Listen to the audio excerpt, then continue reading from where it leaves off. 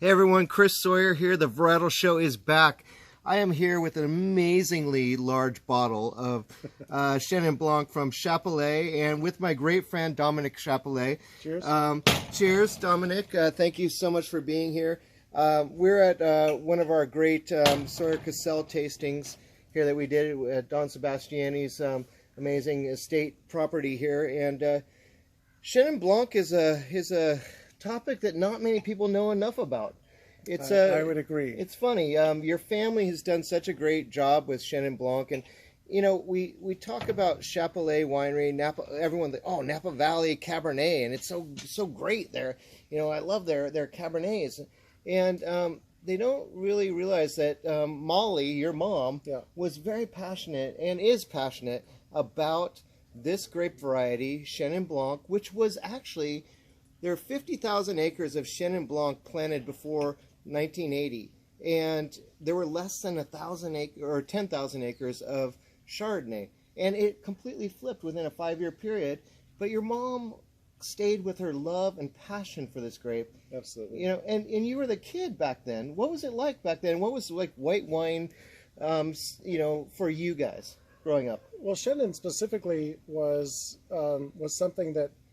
My father did not come to our place, Pritchard Hill, to make Chenin. Yeah. But there was Chenin planted when they got there, and they thought, well, you know what? Let's see what we can do. Yep. He had a winemaker that was smart enough to say, I think a dry Chenin Blanc is the way to go. Let's see what happens. And from that first vintage back in '69, we realized it was something special, and it was part of our portfolio going forward for the next 35 years. Isn't that crazy? But I mean, look at this bottle, you guys. Size does matter sometimes, and in this case, this Magnum is rocking. We tasted it today with another great one too. This is the Haarmeyer Cresci Chenin Blanc, and this is the 2019 vintage. This is from a very special old vineyard in Lodi region, and Craig Haarmeyer was with us here. If you go back in some of my interviews for the Varietal Show, you'll see an amazing one that I did with Craig in his winemaking facility. It's a really crazy one, but I wanted to get together a lot of people that care about these grapes, and Chenin Blanc is one of those things that it gets a little bit lost in translation because it was a big player back in the old days, and here we are today, and we're drinking it and we're loving it as a group. But what have you found out there in the marketplace when you take, there's great people and they're, oh yeah, I love Sauvignon Blanc, I love Chardonnay, but then you take mom's pride to people. What is it like? Well, I mean, first of all, these days, people who know Chappellet often know about our Chenin. Yep. As something that they can't get everywhere else, especially from California. There's not a lot of Chenin out there. Nope. And so, even though we only have 3.5 acres planted now, because those original 30 acres, they had their day. We did everything we could with them, and squeezed every last drop that we could out of them. And thanks to my mom, we decided to plant those 3.5 acres. And now this is the new iteration of our Chenin, which I think is spectacular, and we're just grateful that she said, no, we always need Chenin. It's part of what we do. It doesn't make a lot of sense as far as, we're on Cabernet land. A bottle of Cab can go for a lot more than a bottle of Chenin. Yep. But there's a big following, and people love our Chenin, and certainly isn't a problem selling it. No, and the fact is, there's not a lot out there in the marketplace. I mean, it's a very small production. What's the production of this? So we're on a good year. Yeah, typically less than 1,000 cases, and the only reason we get that much is that it wants to produce where it is. So it produces 2 to 3 times as much as any Cab vine on our property.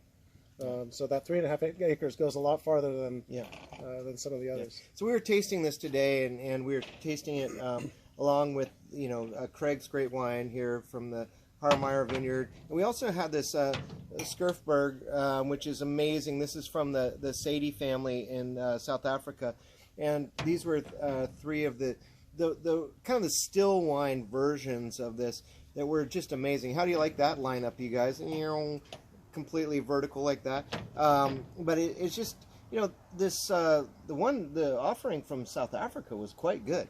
It really was. All three of these, I think around the table, I think there were 12 of us all tasting these wines, and the nice thing is there was a real differentiation between each one. Yeah. So it was very clear, but each of them were beautiful. If you had been given a glass of any one of them, you would have thought, "Oh, this is great. I'll have a good meal or a good glass of wine." We were being very finite about some things about like our pairings, and if they're better to pair with great food pairings, or if you should watch it you should watch a movie, so really open up for that hour and a half that you're watching the movie.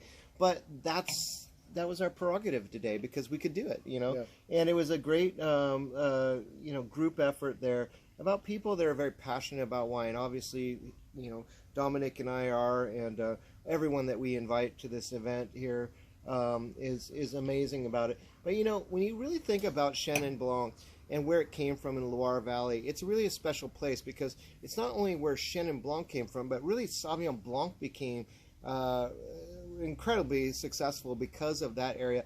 And also, don't forget about Cabernet Franc. So Sauvignon Blanc, Cabernet Franc coming together to create a super grape called Cabernet Sauvignon.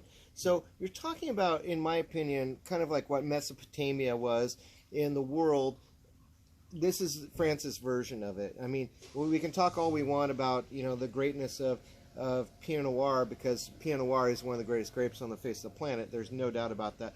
But when you look at a region itself and the ability of what it did and its impact to make Bordeaux what Bordeaux is today, that's an amazing thing too. But Chenin Blanc is very interesting. We tasted two more versions of it. So we tasted a really great one here too, the Domaine Baumard, which was actually a sweeter version, and it's actually from the Quarts de Chaume, which is 2017. A little bit sweeter in its style, and probably the most celebrated brand of the Vouvray, which is Huet. This is believe it or not, this is a 500 milliliter bottle, very different than these others, and it's pretty much the most expensive one of them all. It's $144 just for this one. But this is Cuvee Constance, and this is 2016. This is a brilliant thing to go through these two sweet wines too. Yeah, and I think most of the other wines were just about bone dry. There might have been a little RS here and there, but we didn't get into any demi-sec. No, we didn't get into the off-dry. Off-dry. Yeah. Off-dry is an interesting subject, and I don't think we wanted to go there.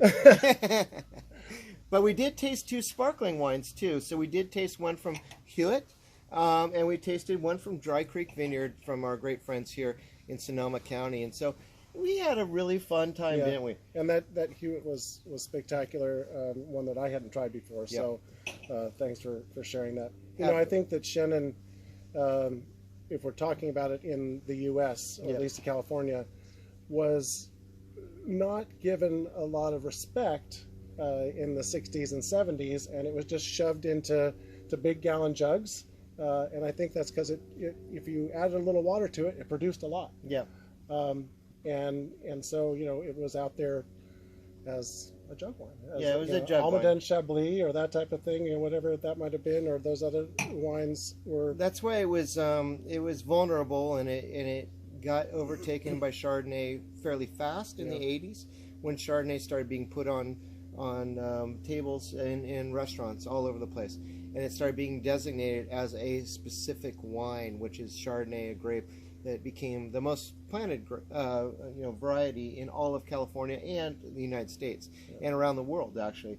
So I mean, it's an amazing grape variety, but as far as something that's very different, I mean, we got to taste through these different styles today. It was really something that was fun, and it was great to have you with us because your family is so passionate for this. I mean, you guys are so well known for hillside Cabernet and red grapes and everything that's planted up there. But your mom was really ahead of the game, in my opinion. I agree, and cheers to you, Mom, if you're watching. Here to Molly, yeah. This is great, and we're just great to have you guys all with us today. Don't forget to be tasting your Chenin Blanc more often, because it's a very important grape to all of us. And the fact is that let me just finish with this. It's not only that it's good with great holiday foods, but it's what we had for lunch afterwards. That was sushi, you guys. And you want to talk about big Chardonnays that are too big for sushi. You got to pay respect to the fish, and you got to pay respect to the foods and the chefs that you really work with. And the fact is that when you really get into it, and these things, and having Ed Metcalf, we want to give him some creds here for an amazing lunch that he did. But you gotta respect the sushi. And I respect it. We respect this it. Wine respects and sushi. we actually ate a lot of sushi today. But we had a great time doing it. And the reason we did is because Chenin Blanc goes extremely well with sushi. And so that's another thing for you guys to know. Not only does it go good with holiday food, regular food, watching movies, if it's really that dynamic of a Chenin, but also with sushi. So do not forget these things from the great Dominic Chappellet and me, Chris Sawyer. And we want to thank you guys for being part of the Varietal Show once again. We will be back next week. We will always have fun with you. And thanks once again. And support these guys that really make these great wines. Chappellet Wines, Chappellet.com. Check it out. Get a bottle or two when you can, because there's not much of it. But it's a great thing. And thank you once again for being here. Thanks for inviting me. Definitely. Great. We'll see you next time. Thank you all. Cheers.